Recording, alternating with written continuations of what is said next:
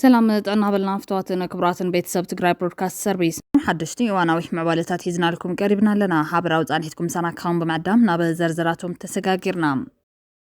كاب مغلا دس زبل دمت عللتا تغاليحهم وابق على سراوي تقرأ زنورة كورنيل قبرة صادقان نتناي عامي والثانية سرقتي زتبارر اللي كبل تزارب اللهم اس كورنيل نسراوي تقرأ زملكت عنفتون هي بالله زي كم زيلون كله بلتقنا تقارو نحد حدام كواجز هكذا اللي زمثل فوتوغراف مزرقحو زسنبت كستت كوينام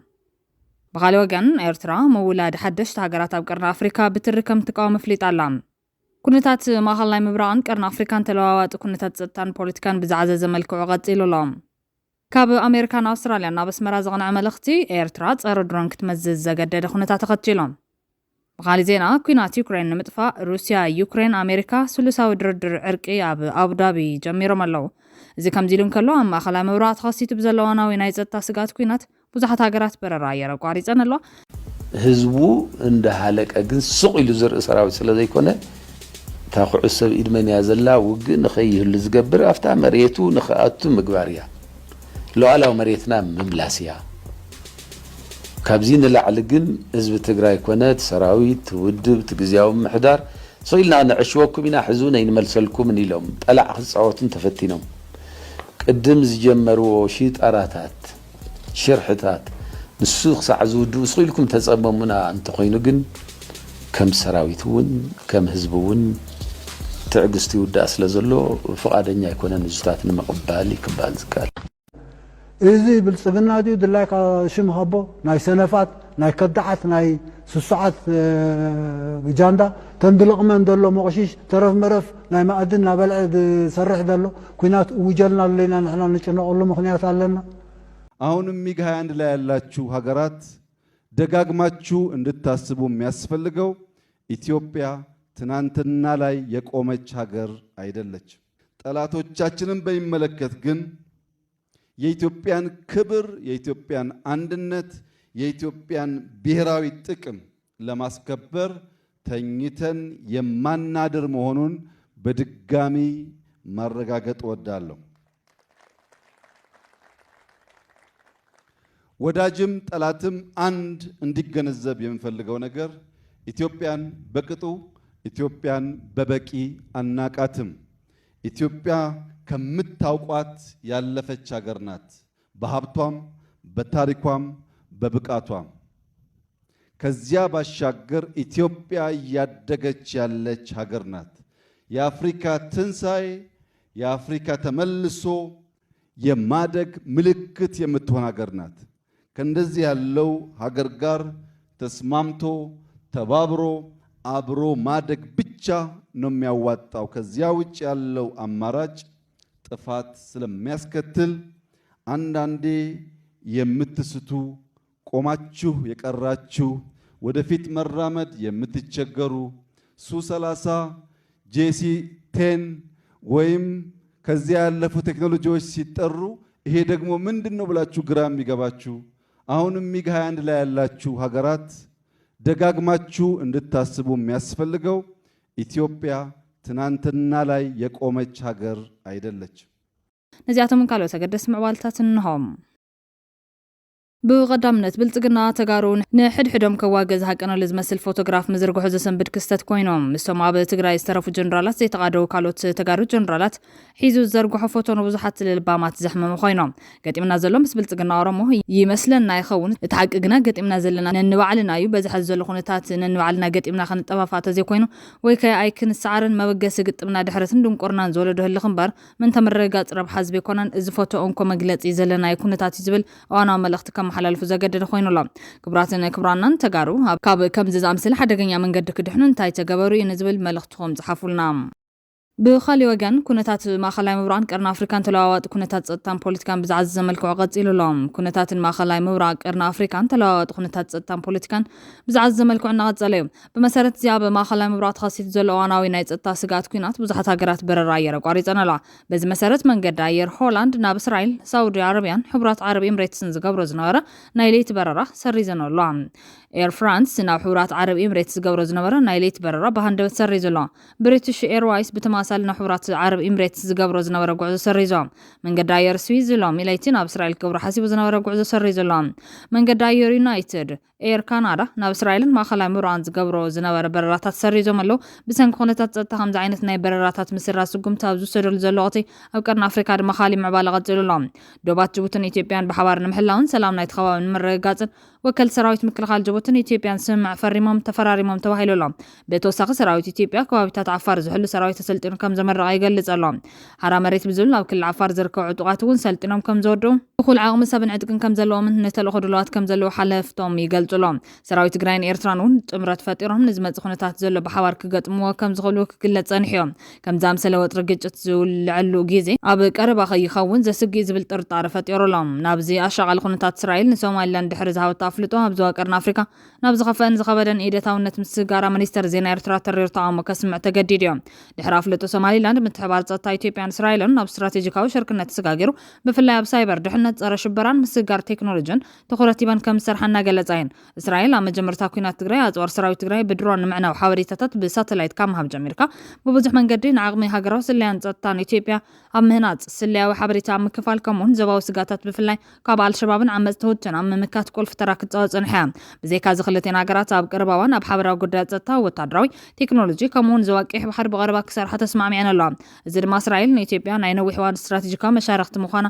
ደጊሙ ኣረጋጊጹ በዚ ሓድሽን ቁልጥፉን ለውጢ ኣብ ቀርኒ ኣፍሪካ ዝተሸቐሉ ተጋሩን ንትግራይ ብስትራቴጂካዊ ዓይኒ ዝርእዩ ተጋሩ ድማ ፖለቲካ ቀርኒ ኣፍሪካ ኣብ ቀይሕ መስመር ግብፅን ሶማልያን ተረዳድየን ንሕና ዝብል ሕቶ ከቕርቡ ተገዲዶም ኣለዎም ሎሚ ዓለም ዓይና ናብ ቀርኒ ኣፍሪካ ኣዚራ ኣላ መንግስቲ ሶማልያ ንኢትዮጵያ ንምግታእ ምስ ግብፅን ቱርክን ዝፈረሙ ሓድሽ ወታደራዊ ኪዳን ንዞባና ናብ ሓድሽ ምዕራፍ ሓደጋ የትወሎም እዚ ንዓና ንኤርትራውያን ተጋሩን እንታይ መልእኽቲ ኣሎ ክብል ብፍላይ ኤርትራዊ ተስፋኦም መሓሪ ይሓትት ብምቕፃል ዓድና ትግራይን ኤርትራን ናይ ውክልና ኩናት ሜዳ ይኸውን ኣሎ ግብፅን ቱርክን ኣብ ሶማልያ እግሪ ምትካልን ረብሓን ስትራቴጂን ናይ ባዕልን ሃገራት ንምሕላው እምበር ንሶማልያውያን ንምሕጋዝ ኣይኮነን ቀርኒ ኣፍሪካ መሊሳ ናይ ሓያላት ሃገራት ሓይሊ መፈትን ክትከውን እያ ንሕና ድማ ትሳዕሪ ኮይንና ክንርገፅ የብልናን ክብል የጠንቀቕ ወሲኹ ድማ ንኤርትራን ትግራይን ዝፅበየን ዘሎ ሓደጋ ቀሊል ከም ዘይኮነ የጠንቀቕ ኣብ ኤርትራ ስርዓት ግደፍ ነዚ ኩነታት ተጠቒሙ ዕድበ ስልጣን ንምንዋሕ ምዝኾነ ሓይሊ ክሻርክ ድልው እዮም እዚ ግን ንላዕላውነትናን ውሕስነትና መሊሱ ዘስግእ ንመንእሰይና ናብ ዘይምልከቱ ኩናት ዝፅውዕ እዩ ዝብል ተስፎም መሓሪ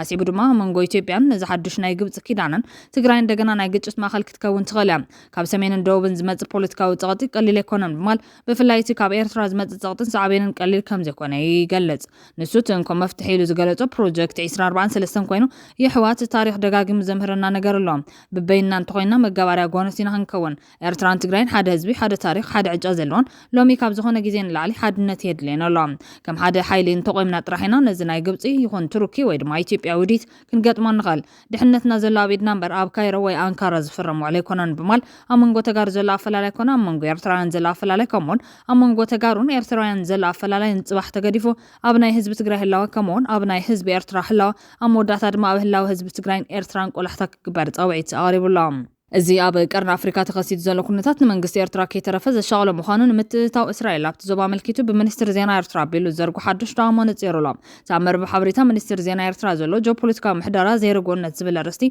ዝተዋሃቦ ተቃውሞ ኣፍልጦ እስራኤል ንሃገረ ሶማሊላንድን ኣመፃፅኡን ስትራቴጂ ሕቡራት ኢማራት ዓረብን እስራኤልን ኣብ ቀርኒ ኣፍሪካ ዝምልከት ምዃኑ ኣነፂሩ እዩ ተበጊሱ ዘሎ ተራ ኢትዮጵያ ጉዳይ ሶማሊላንድ ዓብዪ ምዃኑ ዝገልጽ ሚኒስትር ዜና ኤርትራ ኣብ ምእታው ሓድሽ ዓመት 2024 ኣብ መንጎ ኢትዮጵያን ሶማሊላንድን ናይ መረዳእታ መዘክር ክኽተም እንከሎ መንግስቲ ብልጽግና በዚ መንገዲ እዚ ዞባዊ ምርጋዕ ዝበሃል እምበር ኣብ ከባቢና ክፍጠር ከም ዘይኽእል እናፈለጡ እዮም ነቲ ስምዕ ካብ ነደፍቱ ተቐቢሉ ከም ናቱ ገይሩ ዝጉስጉሰሉን ዝኸተመሉን ክብል እዩ ኣትዩ ተቃይሙ ዘሎ ወሲኹ ድማ መንግስቲ ብልጽግና ነቲ ብናይ ሸፈጥ ቋንቋ ምስ ጉዳይ ህላውነት ዝተሓዘ ሕቶ ኣፍ ደገ ባሕሪ ክልሳዊ ሞጎት ኣብ ቅድመ ግንባር ኣሰሊፉ እዮም ንሕቶ ላዕላውነት ጎረባብቲ ሃገራት ከም ናይ ዕዳ ንብረት ምስ ናይ ርሑቕ ሓይልታት ክወዓለሉ ተበጊሱ ዝብል ዝኸሰሰ መንግስቲ ግደፍ ናይ ሕዚ ክስተት ማለት ኣፍልጦ እስራኤል ንሶማሊላንድ ኣዛሚድካ ክረአ እንከሎ ምዕዋት እዚ ንሶማሊላንድ ከም ዘባዊት መሻርክቲ ክሰርዕ አንቂዱ ዝካየድ ዘሎ ናይ ዕግርግር ዘመተ ኢትዮጵያ ኣፍ ደገ ባሕሪ ክትውነን ኢማራት ንወደባትን ምስትፍሕፋሕ ኣገልግሎት ወደባትን ሎጂስቲክስን ዘገልግል استراتيجيكاዊ ማእከል ክትሃንጽ እስራኤል ድማ ነቲ ከም ስጋት ተቐርጾ ናይ ሑሳውያን ምንቅስቓሳት ክትደርስ ኣቐዲመን ዝሰርዖ ወይ ዝቐመረኦ መኽሰብ ናይቲ ምንቅስቓስ ምዃኑ ኣመልኪቱላ ምስዚ ዝተጠቐሰ ጉዳይ ብዝተተሓዘ እስራኤል ብመንገዲ ሶማሊላንድ ክትረኽቦ ትኽእል ፀጥታዊ ረብሓታት ዓብዪ ምዃኑ እተን ብስም ኣብርሃም ኣቢለን ውዕሊ ዝኣስራ እስራኤልን ኢማራትን ካርታ ቀርኒ ኣፍሪካ ዳግማይ ንምስኣል ዓሊመን ዘሳሰዮን ብንጥፈት ዝዋሳኣሉ ዘለዋ ኑራይ ክንዮ መቓዲሾን ሃርጌሳን ዝዝርጋሕ ኣብ ቀርኒ ኣፍሪካ ናይ ትሕቲ ሃገር ሽርክነታት ንምሕያል ዝዓለመ እዩ ብማል ከም ትግራይ ዝኣመሰለ ንሃገርነት ዝህቅና ዓድሳት ዘዋልድ ምዃኑ ብምጥቃስ ፈጺሙ ከም ዘይቕበሎ እዩ ዘረጋግጽ ኣብ ሶማሊላንድ ንዕዘቦ ዘለና ኣብ ደቡባዊ ይኹን ሰሜናዊ ክፋል ናይ ገማግም ቄሕ ባሕሪ ዝኽሸን ዘላ ኣጀንዳ ናይ መወዳእታ ሽቱኡ ካርታ ናይ ዞባ ደጊምካ ንምስኣል ብማል ምውላድ ሃገራት ክመጽእ ከም ዝኽእል ዝገልጽ ሚኒስትር መንግስቲ ኤርትራ እዚ ንሶማሊላንድ ኣፍልጦ ንምሃብ ዝካየድ ዘሎ ስውር ኣጀንዳ ብሓገዝ እስራኤልን ኢማራትን ተዳእ ተዓዊቱ ኣብ ዝባና ይኹን ካሊእ ከባቢታት ኣፍሪካ ሃገር ናይ ምፍራስን ምብታን ቅዲ ክምዕበል ናይ ዝውፅኢት ሓያል ጽልዋ ከጋጥመን ዝኽእላ ድማ ካብ ሶማልያ ከይወፃና ምምሕዳር ፑንትላንድ ጁባላንድ ከምኡን ኣብ ኢትዮጵያ ዘለዋ ክልል ሶማልያ ኦሮምያን ትግራይንን ብማል ብግልፂ ምፍራስ ኢትዮጵያ ከም ዝቃወማ ነፂሩላ እዘን ናይ ኢትዮጵያ ክልላት ብዘለውን ናይ ምፍንጫል ተኽእሎ ኢትዮጵያ ንባዕላ ካብቲ ናይ ምብትታን ሓደጋ ሓራ ትኾነሉ ኣብነት ፍጹም የለን ዝብል ሚኒስትር ዜና ነቲ ነዊሕ ዓመታት ዝቑፀሩ ሕድሕዳዊ ተጻብኦ ሃገራት ዓረብን እስራኤልን ከም ዘውቅዕ ንምግባር ተባሂሉ ዝተኸተመ ኣብ መዳይ ዲፕሎማሲ ማእኸል ናይ ምብራቕ ታሪኻዊ ምዃኑ ዝነገረሉ ውዕል ኣብርሃም ተጻብኦታት ንምዕራፍ ዘይኮነስ ኣብ ሕምብርቲ ዞባ ተወሊዑ ዘይጠፍቅ ቅልውላውን ኣብ ስርዓተ ምሕደራ ቄሕ ባሕሪ ካልእ ሽርጓናን ንምጥጃ ዝተፋሓሰ መርበብ ምዃኑ ንማሕበረሰብ ዓለምን ኣብ ሓስቲ ናይ ትስምዕን ግሁድና ኾነ ይመጸሉ ብማሊቃ ሃገራት ዞባና ብሰሪ ሓይል ሉዓላዊ ትካላትን ብቑዕ ማእኸል ዘይምውናንን ዘጋጥም ዘሎ ናይ ባዶነት ኩነታት ነቲ ዝዓበየ ምፍራስ ቀርኒ ኣፍሪካ ኣፍ ደገ ዝኸፍት ምዃኑ ንርኢ ኣለና ዝኸፈ ሸንኽ ድማ ነቲ ኩነታት ብዝለዓለ መዳዩ ኣራቢሑ ብኻልእ ኣጥቃዒ ክውንነት ይመልኦ ኣሎ እናበለ ነቲ ብናሃር ዝቕፅል ዘሎ ኩነታት ቀርኒ ኣፍሪካ ዝገልጾ ሚኒስትር ዜና ኤርትራ መንግስቲ ብልጽግና ነቲ ኣብ ሞቃዲሾ ዝርከብ ወግዓዊ ግን ድማ ሓያልን ሉዓላዊ ትካላትን ዘይብሉ መንግስቲ ሰጊሩ ምስታ ግብራዊት ግን ድማ ኣፍልጦ ዘይረኸበት ሶማሊላንድ ስምዕ ብምፍጻም ጥቕሚ ረብሓ ንሕጋውነት ክስዕር ከም ዝኽእል ክምውግድ ጸኒሑላ እዚ ንግዳዊ ውዕል ንሉዓላውነት ሶማልያ ዝግዝ ጥራሕ ዘይኮነስ ንጡፍ ምፍራስ ናይቲ መንግስታዊ መዋቕራዊ ስርዓት ኣህጉር ኣፍሪካውን እዮም ኢማራት ዓረብ ከም ቀያሲት መዋሊትን ኣዋፋሪትን እስራኤል ድማ ብዲፕሎማስያዊ ደገፍ ኣቢላ ነቲ ንድፊ ናይ ምጽዳቕ ማሕተም እታርም ሓይሊ ንምግባራ እዩ እትውጥን ክብል ንብልጽግና ኢማራትን እስራኤልን ብትርወቂሱሎም ህላው እስራኤል ኣብ ማያዊ መስመር ሶማሊላንድ ከም መስሕብ ግጭት ኮይኑ ከገልግል ዘለዎ ተኽእሎ ከቢድ እዩ ዝብል ሚኒስትር ዜና ኤርትራ ከምኡቲ ዝኣምሰሉ ኣብቲ ከባቢ ዝርከቡ ፖለቲካውያን ሓይልታት ወሽመጥ ዓደር ምዕቆብ እስራኤል ክኸውን ክገድፍዎ ዘለዎም ተኽእሎ ኣዝዩ ፀቢብ እዮም እዚ ብእስራኤል ዝተወሰደ ስጉምቲ ድማ ካልእ ናይ ፀጥታ ቅልውላው ብምፍጣር ንገማግም ባሕሪ ሶማልያ ብሓፈሻ ብፍላይ ድማ ከባቢ ወደብ በርበራ ኣብ ዞባ ማእኸላይ ምብራቕ ንጡፍ ናይ ውክልና ውግኣት ናብ ዝካየደሉ ግንባር ናይ ምቕያር ተኽእሎ ዓብዪ ብማል ኤርትራ እውን ምብራቕ ኣፍሪካ ናይ ውክልና ውግኣት ዝካየደሉ ቦታ ከይኸውን ስጋቱ ገሊጹላ ኣብ መደምደምታ ቀርኒ ኣፍሪካ ናብ ዘመነ ምምሕዳር ዘይምርግጋእ ይኣቱሎ ዝብል ሚኒስትር ዜና ሕቡራት ኢማራት ዓረብን እስራኤልን ነቲ ተኣጊዱ ዝርከብ ወጥሪ ዞባ ቀርኒ ኣፍሪካ መኽሰብ ዝረኽቦ ኣርባሒ ወፍሪ ክገብሮ ብዓቕመን ይቃለስ ኣለዋ ክብል ገሊጹላ ነሲዕቡ ንግስነት ስዑድ ዓረብ ኣብ የመን ናብ ቀረባ መዓልትታት ዝወሰደቶ ስጉምቲ ብምናድ እቲ ኣብ ሶማሊላንድ ኤምባሲ ክትከፍት ምዃና ቃል ዝኣተወት እስራኤል ክሳብ መፋርቕ ናይ ዝዓመት እዚ ኣብ ዘሎ ግዜያት እንታይ ዓይነት ስጉምቲ ክትወስድ እያ ተወስዶ ስጉምቲ ክፈጥሮ ዝኽእል ተርእዮታትን ሓቢርና ክንዕዘቦ ኢና ዝብል ትጽቢቱ ብምቕማጥ ሃገራት ጎደቦና ናብ ኣህጉራዊ ሕጊ እንተዘይተመሊሰን ናይ ሎም ምሕዶር ዘይርጎነት ጽባሕ ክንቋጸር ናብ ዘይንኸንዕንወት ከምርሕ ይኽእል እዩ እዚ ናይ እስራኤል ስጉምቲ መላ ህዝቢ ዞባና ብስቕታ እንተደሓሊፎ ኣብ ተሓድሹን ዝተበታተነን ካርታ ቀርኒ ናይ መወዳእታ ማህተም ክኸውን ይኽእል ክብል ኣጠንቂቑሎም ኣብ ኢትዮጵያ መሰረታዊ ናይ ተሓሳስባ ለውጢ ኣብ መሪሕነት ክሳብ ዘይመጽእ ኣብ ሱዳን ይኹን ሶማልያ ሓያል ማእኸላይ መንግስቲ ከይተተኸለ ኣበየ ክፋል ዞባና ዝርከብ ናይ ውክልና ፖለቲካዊ ቁርቁስ ከይተወገደ ንዕኑድ ሕጊ ዝምእዘዝ ኩነቱ ኣእምሮ መሪሕነት ከይሰሰነ ትብቐጻልን ዞባና ናብ ምሕዱር ዘይምርግጋእ ዝመርሕ ባእታታት ኣይክቕየርን እዩ ክብል እውን ወሲኹ ጠንቂቑሎም እዚ ከም ዘለዎ ኮይኑ ናይ ዩክሬን ኩናት ኣብ ዞባ ቄሕ ባሕሪ መዕለቢ ክገብረሉ ዝዓለመ ድርድር እውን ጀሚሩሎም ሩስያ ዩክሬን ኣሜሪካ ስሉሳዊ ድርድር ዕርቂ ኣብ አቡዳቢ ጀሚሮም ኣሎም ሩስያ ነቲ ጀመረቱ ኩናት ደው ከተብለሉዋ ክብል መራሒ ዩክሬን ዘለንስኪ ሓቲቱሎም ካብ ኣሜሪካ ዩክሬንን ሩስያን ዝመፁ ተደራደርቲ ትማሊ ኣብ ሕቡራት ኢማራት ዓረብ አቡዳቢ ብዛዕባ ኩናት ሩስያን ዩክሬን ዝምልከት ናይ መጀመርታ ስሉሳዊ ዘርብ ሰላም ጀሚሮም ኣሎም እተን ሃገራት ፈላሚ ቀጥታዊ ዝርርብ ኣብ ፕረዚደንት ኣሜሪካ ዶናልድ ትራምፕ ነቲ ናስታት 4 ዓመታት ዝቐጸለ ኩናት ንምቁራጽ ዝሓንፀፆ መደብ ዘተኮረ ምዃኑ ይግለጽ ሰበስልጣን ኣሜሪካ ትማሊ ዝተኻየደ ዝርርብ ዕውት ምንባሩን ምክኻር ሎሞ እውን ከም ዝቐጸለን ገሊፆም ዘለንስኪ ሓሙስ ኣጋምሸት ኣብ ትዊተር ገጹ ኣብ ዝለኣኾ መልእኽቲ ወከልቱ ብዛዕባ እቲ ምስሊ ልኡኻት ኣሜሪካን ሩስያን ዝካየድ ዘሎ ዘርብ ከም ዝነገርዎ እቲ ቀንዲ ነገር ሩስያ ነቲ ዝጀመረቶ ኩናት ደው ንምባል ድልውቲ ክትከውን ከም ዘለዋ ኣስሚሩ ኣሎ። ዋና ተደራዳሪ ዩክሬን ሩስታም ኢቭሮቭ ኣብ ማሕበራዊ መራኸቢታት ገጹ ብዝለኣኾ መልእኽቲ ትዘርብ ኩናት ሩስያ ደው ንምባል ዝውሰዱ ስጉምታትን ተወሳኺ ድርድር ንምክያድ ዝሕግዝ ስነ መውገትን ዘተኮረ ምዃኑ ገሊጾም። ሩስያ ኣብ ሞስኮ ኣብ መንጎ ፕረዚደንት ቭላድሚር ፑቲንን ልኡኽ ኣሜሪካን ድሕሪ ዝተኻየደ ነዊሕ ርክብ ኣገዳስን ኣድላይን ክብላ ገሊጻቶ። ይኹን እምበር ዩክሬን 25 ሚእታዊ ዞባ ዶኔትስክ ከተረክብ ዝቐረበቶ ሕቶ ሓዊሱ ግዛታዊ ጉዳያት ቁልፊ ኣጀንዳ ኮይኖም ክቕጽሉ ትጽቢት ይገባር። ሚኒስትሪ ጉዳያት ወጻኢ ሕቡራት ኢማራት ዓረብ ኣቐዲሞ ብዝሃቦ መግለጺ ትዘርብ ንኽልተ መዓልታት ክጸንሕ መደብ ተታሒዙሉ ከም ዝነበረን ትዘርብ ኣካል ናይቲ ነቲ ግጭት ፖለቲካዊ ፍታሕ ንምርካብ ዝግበር ቀጻሊ ጻዕርታት ኢሎም። ኣብዚ እቲ ብጣዕሚ ዘገርም ነገር ዩክሬን ሩስያን ከተዓርቑ ኣብ ጎረቤት ኤርትራ ተቐሚጦም ዘለዉ ኣሜሪካውያን ሰበስልጣን ኢትዮጵያን ኤርትራ ክትወርር ዝድግፍ መልእኽቲ ምምሕላፎም እዮም። ሚኒስትሪ ጉዳያት ወጻኢ ሕቡራት ኢማራት ዓረብ ኣቐዲሞ ብዝሃቦ መግለጺ ትዘርብ ንኽልተ መዓልታት ክጸንሕ መደብ ተታሒዙሉ ከም ዝነበረን ትዘርብ ኣካል ናይቲ ነቲ ግጭት ፖለቲካዊ ፍታሕ ንምርካብ ዝግበር ቀጻሊ ጻዕርታት ኢሎም። ኣብዚ እቲ ብጣዕሚ ዘገርም ነገር ዩክሬን ሩስያን ከተዓርቑ ኣብ ጎረቤት ኤርትራ ተቐሚጦም ዘለዉ ኣሜሪካውያን ሰበስልጣን ኢትዮጵያ ንኤርትራ ክትወርር ዝድግፍ መልእኽቲ ምምሕላፎም እዮም። ላዕለዋይ በዓል ስልጣን ኣሜሪካ ኩናት እንተትወልዑ ኤርትራ ክትህሰያ ምባሉ ስዒቡ ኤርትራ ጸረ ድሮን ክትመዝዝ ከም ዝተገደደት ይግለጽ ኣሎ። ብመሰረት ዝወፁ ዘለዉ ሓበሬታታት ኣዛዚ ሓይሊ ኣየር ኤርትራ ብርጋዴር ጀነራል ተኽላይ ሃብተ ስሉስ ወዲ ስሉስ ብዕለት 14 ወርሒ 5 2018 ዓ.ም ናባላት ሓይሊ ኣየር ኤርትራ ኣኼባ ኣኪቡ ኢትዮጵያ ክትወረና ምድላዋታ ስለ ዝወደስ ንኹሉ ነገር ተዳለወ ዝብል ኦሪየንቴሽን ሂብዎም ተባሂሉሎም። ብርጋዴር ጀነራል ተኽላይ ሃብተ ኢየሱስ ኣብ ዘረብኡ ናይ ፊሽካ ሰዓት ጥራሕ ኢኹም ትጽበዩ ከም ዝበሎምን ኣብ ጸረ ድሮን ዘለዉ ኣባላት ሓይሊ ኣየር ኤርትራ ብፍሉይ 24 ሰዓታት ንውሓት ኮይኖም ሰማያት ኤርትራ ንክሕሉ ተነጊርዎም ኣሎ።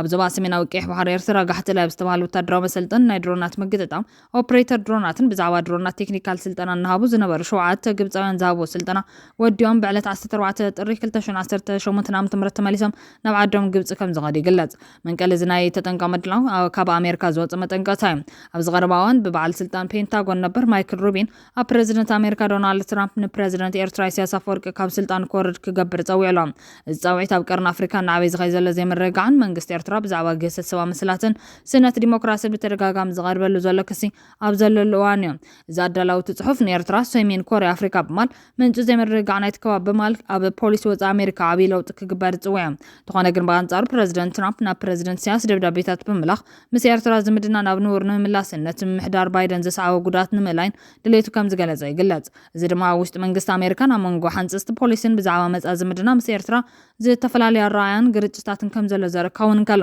እቲ በዓል ስልጣን ነበር ቀጥታዊ ለውጢ ስርዓት ንምምጻእ ዘቕርቦ ጻውዒት ግን ኣድላይነት ቀጥታዊ ለውጢ ስርዓት ዘጉልዮም። ብተማሳሊ መንገዲ ብዝቐረባ እዋን ናብ ኤርትራ ዝኣተወ ተመራማርን ኪል ዓለም ለኻዊ ዝምድናታትን ፖለቲካን ዝኾነ ምሁር ኩናት እንተትወልዑ ዘይተዳለወት ኤርትራ ክትህሰያ ክብል ዝጸሓፈ መጽናዕታዊ ጽሑፍ ንመንግስቲ ኤርትራ ቆጢዑ እምበር ይርስዓን። ምኩርን ኪላን ተንታን ፖለቲካን ምዃኑ ዝንገረሉ ዊልያም ነዝ ዝገለጸ ናብ ኤርትራ ዝገበሮ ምብጻሕ ዛዚሙ ምስ ተመለሰ ኣብ ዘውፅኦን ትዕዝብቲ ዝገልጽ ትንተና ኮይኖም ኣብ ትሕቲ ኩሉ መዳያዊ ምልክት ዘላ ኤርትራ እቲ ኩናት እንተትወልዑ ድልውቲ ዘይምህላዋ ምግላጹ ንመንግስቲ ኤርትራ ብከቢድ ቆጢዑ ምህላው እቲ ካብቲ ጉጅለ ብዝተዋሃበ ግብሪ መልሲ የረድም። ዶክተር ዊልያም ጎርላይ ናይ ኤርትራ ዓውዲ ተመልኪቱ ዘስፈሮ ሓፈሻዊ ጽሑፍ ኣብ ቀርኒ ኣፍሪካን ጸላልን ዘሎ ደበና ኩናት ዘተኮር ኮይኖም ንህልው ኩነታት ኤርትራን ሓዱሽ ኩናት ኣብቲ ሃገር ከስዕቦ ዝኽእል ጽልዋን ኣመልኪቱ ኣብ ዝቐረቦ ዳሳሳዊ ትሕዝቶ ግን ኤርትራ ኩናት ንምምካት ዘኽእል ድልውነት ከም ዘይብላ ምግላጹ ነቲ ኣብ ልዕሊ መንግስቲ ኢትዮጵያ ናይ ዓቕሚ ልዕልና ንምውሳድ ክሃልኽ ዝጸንሐ ጉጅለ ህግደፍ ከቢድ ቁጣዕ ፈጢሩሉ ምህላው እዩ ዝንገር።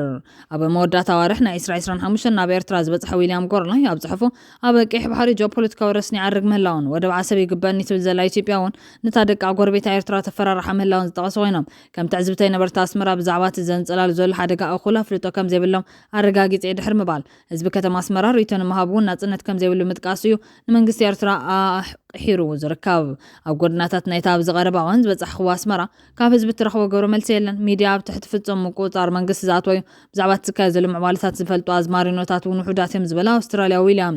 ኤርትራውያን ዋላ እኳ ምቑልላትን ተቐበልቲ ጋሻ እንትኾኑ ኣብ ትሕቲ ኣዝዩ ጨቋኒ ምሕደራዊ ውልቀ መላኺ ኢሳያስ ዝርከቡ ብምዃኖም ብዛዕባ ፖለቲካ ክዛረቡ ዝደፍሩ ውሑዳት እዮም ድሕሪ ምባል ህዝቢ ኤርትራ ኣብ ግብ ዝበለ ናይ ጭቆና ሂወት ይነብር ምህላው ገሊጹ ዘሎ።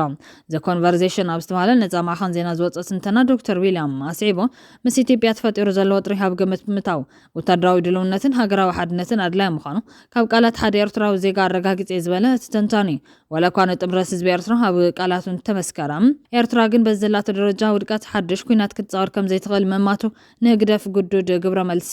ከም ዘገድዶ ይዘመን ተኮይናት እንደገና ተተወልዑ ውጽኢቱን ታይ ከም ዝኸውን ከም ዝኽእል ንጹር ኣይኮነን ዝበለ ዶክተር ዊልያም ይኹን እምበር ኤርትራ ግብረ መልሲ ንምሃብ ብዝግባ ስለዚ ተቐረበት ህዝባ ደጊሙ ክሳቀይ ዝበለ ኮይኖም ከይዶም ገየ ዘለፋ ዝሓውሰ ግብረ መልሲ ምሃቡ ቃላት ተንታኒ ፖለቲካ ብዛዕባ ሓቅታት ተጊድ ምላው ክትርዳ ዝገብር ይበል ኣብ ከም ዘምስለ ኩነታት ግና ወሃብ ቃል ሰራዊት ትግራይ ዝነበረ ገብረ ጻድቃን ሓዚ ዘሎ ኩነታትን ትግራይ ምቹ ክብል ገሊጹሎም ገብረ ወሲኹን ሰራዊት ትግራይ አንፈታት ይብሎ ክብራትን ክብራናን ቅድሚ ናይ ገብረ ዓዴት ሓበሬታ ካብ ትግራይ ዝተሰምዐ ደስ ዝብል ድምጽ ዕልልታ ከናቀደም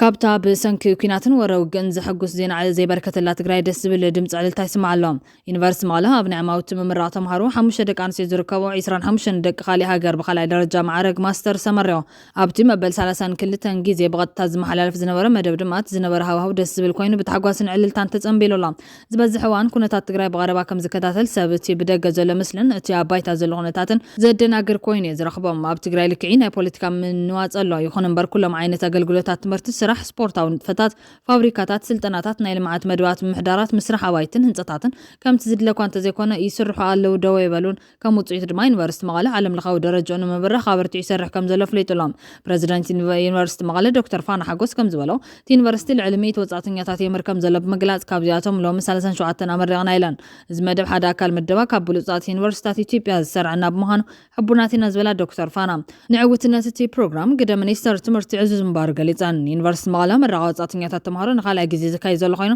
ብክልተ ፕሮግራማት ማለት እውን ምሕደራዊ ቢዝነስን ምህንድስናን ተማሂሮም ኣብ ቀጻሊ ዓመት እቶም ፕሮግራማት ናብ 4 ከናዕብዮ መደብ ኣለና ዝበላ ዶክተር ፋና ወጻኢታት ተምሃሮ ንዓና ምምራጾም ነጸብራቕ ቀጻሊ ምዕባለ ዩኒቨርሲቲና እዩ ስለዝኾነ ብቐጻልነት ዓለም ለኻዊ ርክባት ንምጥንኻር ከም ዝስራሕ ገንዚባን ኣብ ሚኒስተር ትምህርቲ ኢትዮጵያ ፈጻሚ ስራሕ ICTን ዲጂታላዊ ትምህርትን ዶክተር ዘላለም ኣሰፋ በወገኖም ዩኒቨርሲቲ መቐለ ኣብ ምዕባል ዘመናዊ ትምህርቲ ዝፈጸሞም ዘሎ ስራሕቲ ብምናድ ብዓለም ለኻዊ ተምሃሮ ተቐባልነት ምርካቦም ኣብ ጽቡቕ ብርኪ ምህላው ዘመላኽት ስለዝኾነ ካልኦት ዩኒቨርሲታት እውን ብተመክሮ ክወስዶ ይግባእ ኢሎም ዝምረቓ ተምሃሮ ኢትዮጵያ ምስ ቻይና ዘለዋ ነዊሕ ዝጸንሐ ርክብ ዘጠናኽርን ኣብ መጽናዕቲ ኢንቨስትመንትን ቴክኖሎጂን ተሓባቢርካ ንምስራሕ ዕድል ዝፈጥርን ክብሪ ድማ ዶክተር ዘላለም ሓቢሮም ተወካሊቶም ተመረቕቲ ተምሃሮ ሚስተር ሁ ኩንግ ኳንግ በወገኖም ኣብ ውቅብቲ ከተማ መቐለ መጺና ዝመስል ትምህርቲ ምርካብና ሕቡናቲና ብማል ድሕር ምርቓ ኣብ ምጥንኻር ርክብ ኢትዮጵያን ቻይናን እጃሞም ከም ዘወፍዩ ገሊጾም እዚ ነቲ ብዙሕ ተስፋ ዘለዎ ጻዕራም ቁኑዕ ህዝቢ ትግራይ ንእሽተይ ሰላምን ንፉዕ መሪሕነትን የድልዮ ህይወት ህዝቢ ብፖለቲካ ጥራሕ ክእሰር ስለዘይብሉ ተኣፈላላይ ብስልጡን መንገዲ ክትሓዝ ይግባእ እቶም ጀሚሮም ዘለዉ ሓፈሻዊ ማሕበራዊ ህይወትን ልምዓትን ኣውራ ድማ ሓረስታይ ካብ ተጸባይነት ወፂኡ ኣዝመራ ሂቡ ነብሱ ክኽእል ንእሽተይ ተስፋ የድልዮ ኩሎም ንጥፈታት ህዝቢ ተጠናኺሮም ክቕጽሉ ኣብ ሓላፍነት ዘለዉ ኩሎም ተጋሩ ተናቢቦም ዓዶም ህዝቦም ክሕሉ ይግባእ ነቶም ኩልኹም ነዚ ክቡር ዕለት ዘብቅዐኩም ደቂ ካሊእ ሃገር እንኳ ሓጎሰኩም ነቶም ክሳብ ሕዚ ብሓቦቱ ቃለስ ዘለኹም ማሕበረሰብ ዩኒቨርሲቲ መቐለን መምሃራን ክብሪ ይሃብኩም ክብል ብዛዕባ ዝሕጉስ ፍጻመ መልክቲ መልእኽቱ ዘመሓላለፈ መምህር ተመስገን ካሕሳ እዩ ገሊጹ ዘሎ بخالي وقانو هذا قال سراوي تجري زنبرة كورنيل قبر صادقان قبر عادي تحزل لخونة تاسن تجري متشوك بالقليتهم قبر وسيخون سراوي تجري عن فتاتي والله قدام عمد الرعسر تحمشته كل تشحن أثر شعاتنا متمرت هكذا عقوين حالي فلهم وهذا قال سراوي تجري زنبرة قبر صادق قبر عادي تبوقانو نتوسانا أدنى وتور دقي مقاليتهم قدمت الرعسر تحمشته تشحن عسر شعاتنا متمرت لعلو تمرحت سراوي تجري زوسن ووسانا بوقان نغفتنا يتوسانا توم كورن لعل كورن وسانا قد موسانم تجري عبين يرالو مخا أبي لازم الحتة زعلوا خينهم زوسان زي غير ممسانو تجارو لا وجزاتنا نستمزع بالحزبنا نام ربته زي من بلاصو زفترة كل مداوي كل لانيرو كنا زفترة زي حاوي بس لانيرو والسنات ما راح تحوات سلطان كاويدهم كيتوتس زي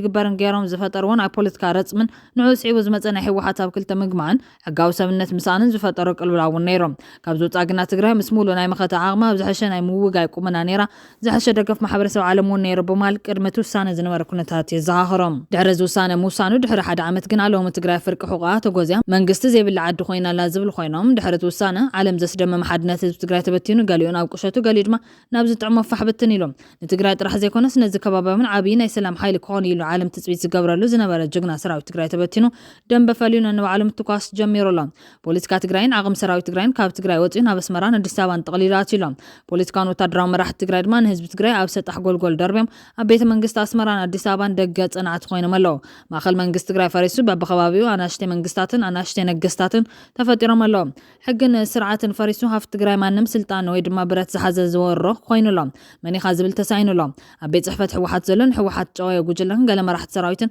ኣብ ልዕሊ ህዝቢ ምትኳስ ምጨመሩ መብዛሕትኡ ህዝቢ ትግራይ ነቲ ዝተጨወየ ሕወሓት ዝበሃል ውድብ ፈንፊንዎሎ መራሕቲ ሰራዊት ትግራይ ኣብ ህዝቢ ዝነበሮም ክብርን ቅቡልነትን መሬት ዘቢጡሎም ዝተረፈ ኣባል ሰራዊት ድማ ህዝቢ ብጽቡቕ ዓይኒ ዘይርአ ኮይኑሎ ጽምዶ ዝበሃል ዘይመትከላዊ ጥራሕ ዘይኮነስ ዘይሕጋውን ተግባር ብግልጽ ምስታወጀ ውዕል ፕሪቶሪያ ፈሪሱ ትግራይ ናብ ዳግማይ ዕፅዋን ክባን ኣትያላ ትግራይ መዕንደሪት ናይ ሻዕብያን ሰለልትን ጨወይትን ኮይናላ ትግራይ መንእሰይ ትግራይ ተስፋ ቆሪጹ እግር ናብ ዘምርሖ ዝስደደላ ኣብ ንግድን ኢንቨስትመንትን ተዋፊሮም ዝነበሩ ተጋሩ ተስፋ ቆሪጾም ናብ ማእኸል ዓዲ ዝፈልሱላ ብማሕበር ይኹን ብውልቀ ኣብ ዓዶም ኢንቨስት ክገብሩ ዓበይቲ ሓሳባት ሒዞም ምንቅስቓስ ጀሚሮም ዝነበሩ ማሕበረሰብ ዲያስፖራ ትግራይ ተስፋ ቆሪጾም ውሳነኦም ክቕይሩ ዝገበረት ዓዲ ኮይናላ ትግራይ ኣብ ዓዲ ዝተረፈ ህዝቢ ድማ ገሊኡ ተመዛባላይ ኮይኑ ዝርኦ ሲኑ ብጥሜትን ሕማምን ዝሞተላ ዝተረፈ ህዝቢ ድማ ኣብ ልዕልቲ ኩናት ዝፈጠሮ ስናምራዊ ጸቕጢ ናብ ረኻቢድ ወሳቀላው ዘተ ትግራይ ዘላሎም ይክብሉ ገሊጾም ኣሎም በቲ ሓደ ገጽ ድማ ስልጣን ዝሓዙን ብረት ዝዝዙን ውሕዳት ኣብ ሃፍቲ ምእካብ ኣብ ማቻን ሳዕስዒትን ኣለዎም እዚ ኩሉ ሸኽም ተሸኪሞም ጥሪ 7 ኣብ ሽረ ኣብ ኩስሚ ቀንዲዮምስ ጥሪ 11 ኣብ ማጮ ኣብ ኩስሚ ክርከቡ ስኽፍ ዘይብሉ ጀጋ ንረለና ብልጽግና እውን ምፍራስ ትግራይ ሰርግና ምላሽ ኮይኑሉ ንትግራይ ሎሙ ደኩ ሕጣት ጽባሕና ወለ ብታሕጓስ ይጫደሩላ ብዙሕ ምዝርዛሪ ካሊ ብሓፈሻ ግና ትግራይ ሎሙ መንግስት ዘይብላ ውሕዳት ከም ድሌቶም ዝዕንድሩላ ህዝቢ ከም ህዝቢ ተስፋ ዝቆርጽላ ኣብ ደልሃመት ዛኣተወትን ዝተናዓቐትን ትግራይ ኮይና ባር ውጽኢት ውሳነ ጥሪ 15 2017 እዛ ኣብ ላዕሊ ዘላ ኣብ ጻዕረ ሞት ዘላ ትግራይ ኮይና ዘላ እዚ ከይመጽእ ግን ህዝቢ ትግራይ ካብ ጫፍ ናብ ጫፍ ብዝተፈላለየ ኣጋጣሚታት ሕደጉን ተበለ ሰምዓ ስለ ዘይተረኸበት ክኾን ዝግብኦ ኮይኑሎም እዚ ኩልና ንነብረሉ ዘለና ጥርሓቂ ክብልዮም ሞጊቶም ዘለዎም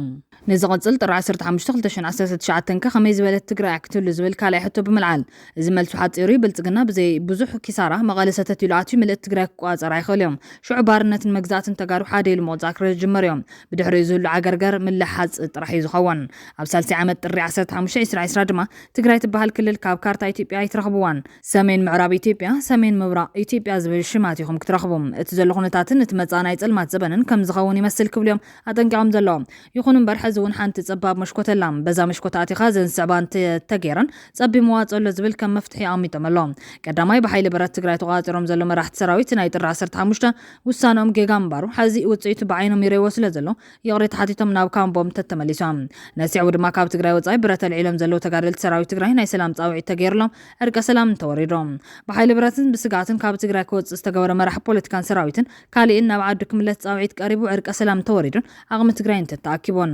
ካልኣይቲ ዝተጨወየ ሕወሓት ኣብ ህዝቢ ትግራይ ኣብ ፌደራል መንግስቲ ኣብ ማሕበረሰብ ዓለም ቅቡልነት ስለ ዘይብሉ ናይ ውዕሊ ፕሪቶሪያ ተደራዳሪ ኮይነ ክቕጽል እየ እንተበለ ሰማዒ ይረክብን ስለ ዝኾነ ግዝያዊ ምሕዳር ትግራይ ሓድሽ ንኹሎም ናይ ትግራይ ዓምታ ዳሲሱ ብቕዓት ዘሎም ተጋሩ ዘካተተ ብህዝቢ ትግራይን ብማሕበረሰብ ዓለምን ቅቡልነት ዘሎ ሓድሽ ተደራዳሪ ኣካል ክጣየሽ ተገይሮም ነሲዑ ድማ ውዕሊ ፕሪቶሪያ ጥሒስካ ብግልጽ ምስ ሻዕብያ ዝተገበረ ጽምዶ ኣብ ክልል ዓፋር ኣቲኻ ዝተኸፈተ ጻሕታርያ ኩናትን ብውዕሊ ፕሪቶሪያ ዝተጣየሸ ግምት ብሓይሊ ክፈርስ ምንባሩን ከም ትግራይ ይቕሬታ ተሓቲቱ ብጽዕንቶ ማሕበረሰብ ዓለም ናብ ውዕሊ ፕሪቶሪያ ምምላስ እንተተኻኢሎም ሳልሳይ ንኹሎም ናይ ትግራይ ዓቕምታት ዘካተተ ጥንኩርን ኣብ ኩሉ ነገር ቁፅር ዘለዎን ግዝያዊ መንግስቲ እንተተጣይሾም ራብዓይ ኣብ ጉዳይ ትግራይ ዝመክረን ዓበይቲ ውሳነታት ዝውስንን ንኹሎም ናይ ትግራይ ዓቕምታት ዝውክል ግዝያዊ መሰጋገሪ ቤት ምኽሪ እንተተመስሪቱ ወዘተ እዚኦም ጌርካ ተበቲኑ ዘሎ ዓቕሚ ትግራይ ክእከብ እንተተገይሩ ናይ ማሕበረሰብ ዓለም ደገፍ ተወሲኽዎ ዝሓሸ ኩነታት ክፍጠር ይኽእል ይኾን ኣይፋል በቲ ዘለናየና ንቐፅል እንተተባሂሉ ግና ትግራይ ከም ታይታኒክ ቀስ እናበለት ምስ ተሳፈርታ ምጥሓላ ይተርፍ እናበልዮም ነቲ ናይ ኣዘዝቲ ውሳነ ዘንበበ ገብረ ጻድቕ ገብረ ዓዴት ግን ሕዚ ዘሎ ኩነታት ትግራይ ምቹው ይብሉሎ ብዘይካዚ ንሰረቕቲ ኢና ኣባሪርና ክብል ገሊፆም ይኹን እምበር ገብረ ጻድቕ ምቹው እዩ ብዝበለ ኩነታት ትግራይ እንታይ ክትነበር ትኽእል ዝብል ሕቶ ዝለዓለ ኮይኖም ዘለናይ ኩነታት ከምቲ ዝተባሃለ ምቹው ተዝኸውን ነይሩ ዝተመዛበለ ህዝብና ንምንታይ ናብ መረበቱ ዘይተመለሰ ዝተወረረ መሬትና ንምንታይ ናብ ንቡር ዘይተመለሰ ኢኮኖሚያዊ ሃዋህው ዓድና ንምንታይ ናብ ንቡር ዘይተመለሰ ብኣማይ ተሻሓት ዝቁፀር መንእሰይ ትግራይ እቲ ዝተጋደለ ከይተረፈ ንምንታይ ተስፋ ቆሪፁ ናብ ስደት ይውሕዘሎ ኣብ መቐለን ካልኦት ዓበይቲ ከተማታትን ትግራይ ዝነበረ ነጋዳይ ትካላቱ ንዓፆ ብዓዱ ተስፋ ቆሪፁ ምስ ስድሩ ናብ ሸገር ንምንታይ ይስደደሎ ብሓፈሹ ሃልዋትን ድሕነትን ህዝብና ንምንታይ ናብ ዝኸፈ ደረጃ ወሪዱ ይረአ ኣሎ ብስሩኻ ከም ቀደም 360 ዲግሪ استخابنا لخنتات يلن كبال كلو نايت ناي سمين سرعتن نت ناي فانو ابزو تزبال مبقس علامة زيبلو تقرقوش قوش زغون روا بايك سجار عغم من حلم زيبلو من قصاص تسباب مقبار ديو حيل 4 خيلو نت ناي فانو تقرقوش من قصاص تدلي زوهاب هيبو زقبر غيرو اب حدا ليت تطو كبلو كم زغل مستناي سمين سرعات وانتغنا بين كان هابان نتستفتر قرحنتن زي من ريدان فتحو نبينكم اب سطح قول كترفكم كم زغل اي ترايكم مال ديوم كل الكوين كاتا محدرو بانك انتان كن زبل كان ميديا وصيخا كم زعينت حلافنا زغودلو جوبوليتيكاو تنتان مهاو كيتقم دو زبل حتو قريب لولام حصر بزبله نغراتنا تمچاچو زغودلو زلو نحيل 4 كيلو يوم كمتن هاجر زي محدر حيل دما زلو هاجراو عربون تطعيم مس عالم بن كان هابان يلازبن يواجهين اللهم كابلتنا بعلت بوليتيكاوي كابيتالو يهانزلهم نحنا بانزارو بدون عزمتن استرخبوا على البريتوري حويسو بزحات مواجهي بوليتيكاوي كابيتالات بسنكي حنششتي مرحتا وحد نتزبتنا حيلي ابز غد صلسقاين مكران لنا زلنايو حق او خنتات مچو زيكونس كم مرفز واغا كركحيوم استلمد دنزاز ولدي ناي طفات بروباغندا ياكل حزبنا توسخ مكرا زقبل انقدعي ولن نزز بسلام هابو ياكل زبل طعامو صعيبو لهم كورنيل قبر صادقان كن بحاجه صلاي ابل علينا زتوادد علما يقبر لك بلي موجيت زلام بشم ديمقراسي قادر نطاف محبراوي ميديا عاقب كبهللو كبلون صويعم كورنيل قبره زي زبالو لسان حوحات مزغونه وين ميديا ابز قورق على محدث يوم ترى 15 17 عام تمر سراوي تግራይ زوسنو سانن ህዝብ ትግራይ ዝጠቅም ይዝበለት ዝዓለዋ አመራርሓ አብል ዓሊ መሪሕ ውድቡን ሰራዊት ትግራይን በሓገዝ ጸላይ ዝተዋደደ ጸለመ ይግበር ከም ዘሎ በመዘርዛር ብሽም ዲሞክራሲ ጫድር ነጣፍ ማሕበራዊ ሚድያ ድሕሪ ሕዚ ዓገብ ክባለሎ ክብል ድሕሪ ሕዚ አብል ዓለቶም አመራርሓን ሕወሓትን ንዝለዓልና ፌታ ከም ዘይዕገሰሉን TDF ኣብዝሃባ አንፈትዩ አሚጦም ትናይ ቀርና አፍሪካ ሁነታት ንዓናን ተጋሩ ሕዚ ተመቸወ ነገር አለ ወይ ለዝግምት تتمشوا نجار نوعون متقام مسرح يدلي تقدم حز نبره افتس انت وان زنبره خنتاتهم كم يكونن زلو تسلالفا لوطታት አለዩ كم تداي قدم حزي ب360 ዲግሪ ተኸቢብና መውጽኢ መእተውሲና ሉ ዝነበርና ዓይነት ኩነታት ይኮነን ዘሎ ተኸባቢና ንዑ ዘፍቀደ ይኮነን ዘሎ ዘሕሸ ኩነታት ይዘሎ ኣብቱ ዘሕሸ ኩነታት ኮይና ግን كم ህዝብን كم ሰራዊትን ክንገብሮ ዝግበአና ግን ሓደ ህዝብ ትግራይን ሰራዊት ትግራይን ዘቀመጠው ስትራቴጂ ግልጽ እዩ ክቡራትን ክቡራንን ተኸታተልቲ ትግራይ ብሮድካስት ሰርቪስ ሓደሽትን ኣገደስን ሓበሬታታት እዚኦም ይመስሎም ላይክ ሼር ሰብስክራይብ ምግባር ስለትካተሉናም ኣዜና ነመስገን